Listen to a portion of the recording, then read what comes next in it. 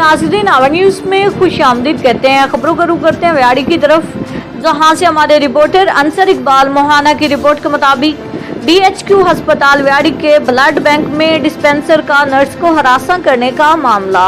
Dispenser Aamir ने मुझे हरासा किया और गलीज गालियां दी। DHQ अस्पताल के ब्लड बैंक में डिस्पेंसर का नर्स को हरासा करने का मामला। मुतासरा नर्स नजफ बतूल ने बताया कि डिस्पेंसर आमिर ने मुझे हरासा किया और गलीज गालियां दी। 15 पर कॉल के बावजूद पुलिस ने मुलजिम के खिलाफ कार्रवाई की बजाय मेरे भाई को पकड़ लिया। डिस्पेंसर आमिर अक्सर गैर हाजिर होता है, जिस दिन आता है मेरे साथ बदतमीजी करता है। वजीर आला और सेक्रेटरी हेल्थ इंसाफ दें, स्टाफ नर्स के आए रोज फटे रहते हैं। 15 पर कॉल के बावजूद पुलिस ने मुलजिम के खिलाफ कार्रवाई की बजाय मेरे भाई को पकड़ लिया।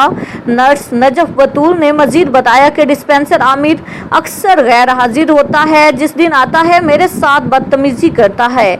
वजीर आला और सेक्रेटरी हेल्थ इंसाफ दें, स्टाफ नर्स का मुतालबा।